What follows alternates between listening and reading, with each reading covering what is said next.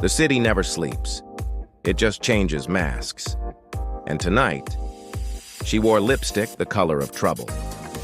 My name's Ray Black, private eye, cheap office, cheaper whiskey. But business was about to heat up. It was a classic setup. The door to my office creaked open and she stepped in, a silhouette glowing through the smoke. Red lips. She said, "Mr. Black, I need your help. My husband's missing." A classic setup. Husband's gone. Wife's nervous. But something about her perfume smelled like secrets. "Missing, huh? Or just hiding?" I asked her. She hesitated. "He left last night. Said he had business downtown. Never came home." I pushed a little. "You sure you're not the reason he skipped town, doll?" She just glared, her red lipstick gleaming in the dim light. "Just find him, detective," she said, her voice sharp. So I hit the streets. The case was on. Every lead was colder than my coffee. I asked bartenders questions they didn't want to answer, slipped bribes into palms that were all too willing to take them, and watched shadows move under streetlights, hoping one of them would take a familiar shape. But one thing didn't fit. The husband's name kept showing up in the wrong places, whispered in the wrong corners. Then, I found it. A crumpled matchbox from a place called Club Eclipse. Eclipse, where nights go to die. I walked into the smoky nightclub. The music was smooth and haunting, like a promise you knew would be broken.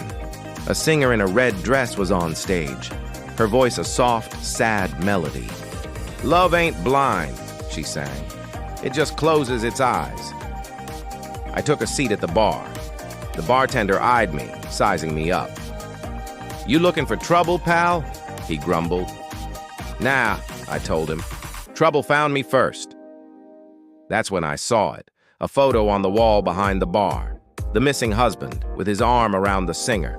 Turns out the husband wasn't missing. He was just melting in the wrong arms. I stormed back to the woman's apartment, ready for a confrontation. But it was empty. She was gone, vanished like smoke in the wind. The only thing she'd left behind was a single red lipstick mark on a drinking glass. Her lies stayed heavy in the room. Then the phone rang. It wasn't her. It was a man's voice, raspy and urgent.